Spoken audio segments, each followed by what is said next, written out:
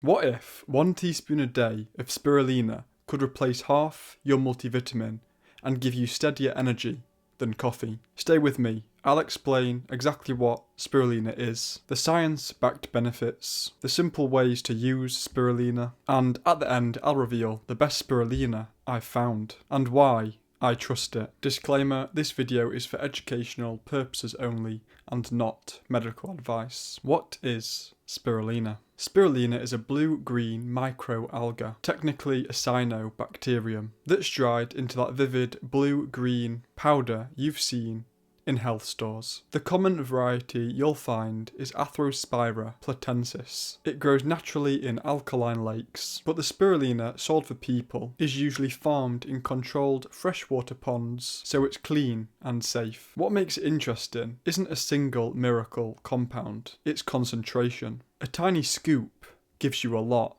Protein, pigments like phycocyanin, iron, B vitamins, and trace minerals. Basically, a lot of micronutrients in a very small package. People have eaten lake algae for centuries. Modern production just makes that nutrient density easy to use every day. So, that's the what. Next, let's look what's inside and what the research actually says about how it might help you. Up next, the real benefits supported by studies and what to actually expect. Nutrition and science. Spirulina is a complete protein. Spirulina is unusually protein dense for a plant and contains all 9 essential amino acids. So, it's a complete protein. That's rare and helpful for vegans and athletes. Phycocyanin, the blue-green pigment, a real antioxidant that shows anti-inflammatory effects in lab and early human work. Micronutrients,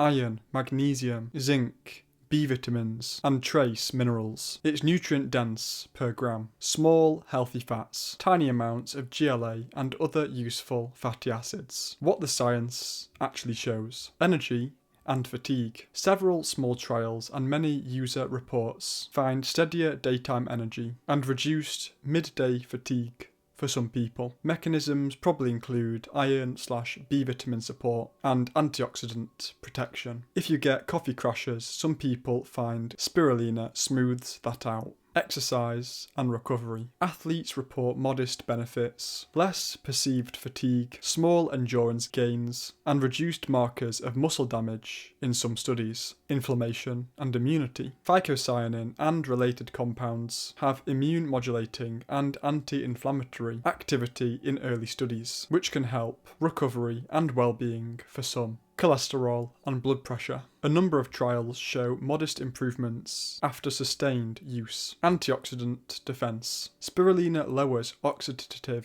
stress markers. A good background benefit for health and recovery. A quick B12 note. You'll see B12 on some labels. Spirulina can contain B12 analogues, and sometimes small usable amounts. The body processes nutrients in complex ways, but if you're vegan, some people may not be able to rely on spirulina alone for B12. Safety risks. Contamination is the main real risk. Microcystins, or heavy metals, can happen with poor sourcing. Spirulina may also stimulate the immune system, so ask your doctor if you have autoimmune disease. Pregnant, nursing, on meds, check with your doctor. Coming up, I'll show practical, repeatable ways to use spirulina so it's easy to keep doing. How to use spirulina. Keep it simple and repeatable. Powder is flexible. Tablets are convenient. The first way is just a green pint, 1/2 to 1 teaspoon of spirulina in spring water with whatever other powders or ingredients you want, like maybe a squeeze of lemon,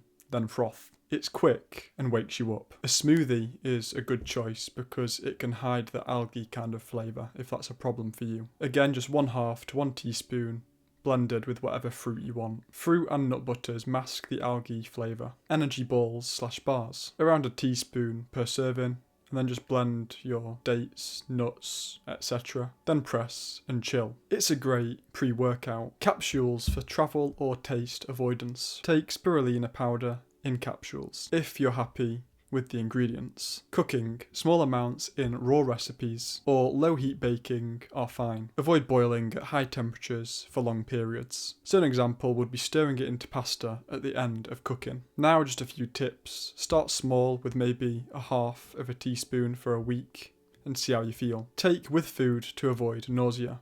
I've personally been having spirulina for 2 years now and never had any negative effects. But that consistency is what makes tiny benefits compound. Use things like fruits, citrus, or cacao to mask the flavour if it's a problem for you. You'll probably get used to it eventually. Those are practical uses. Here's exactly how I use it every morning. My morning routine. Every morning I get a pint glass. I then add a teaspoon each of creatine, cacao, moringa, chlorella, and of course, spirulina. I then mix all the powders together, then I fill the pint glass with spring water. It's my version of Brian Johnson's Green Giant. I finish by mixing it all together with my milk frother, creating a smooth, nutrient-packed morning drink that kickstarts my day. Now that you know how to make it work, here's exactly which spirulina I use and why it ticked every box. If you want the exact spirulina I use, the link is at the top of the description. I'll explain why now. The best spirulina I've found.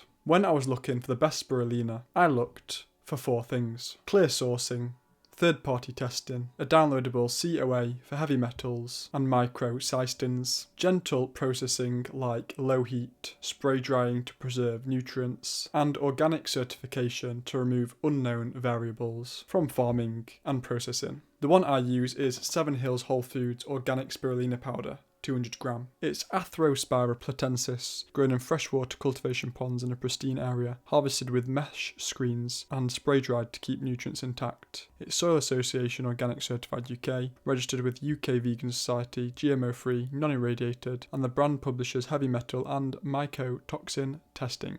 They provide a COA. That level of transparency is exactly what I want when I take a powder every day. Why not the cheap powders? Cheap bulk powders often skip COAs, use aggressive processing that destroys delicate compounds, and taste swampy, which is not just unpleasant, it's a warning sign. A clean spirulina should have a fresh marine note, not a muddy aftertaste. For me, paying a bit more for provenance and testing is worth it when it's part of my daily routine. Practical tip: buy the 200 gram pack first, which is the one I've linked, to test the tolerance and taste. Start low, only subscribe or buy bulk once you know it agrees with you. Spirulina is a compact, nutrient-dense addition with modest, repeatable benefits. Steadier energy, better recovery support, antioxidant and anti-inflammatory activity, and a concentrated micronutrient boost. The difference between benefit and disappointment is product quality and consistent small dosing. So start with just one small change. Add half to 1 teaspoon of a tested spirulina powder to a smoothie or a green pint for 1 week and notice any differences in energy, cravings, sleep, or recovery. If you want the exact powder I use, Sevenhills Wholefoods Organic Spirulina Powder, the link's at the top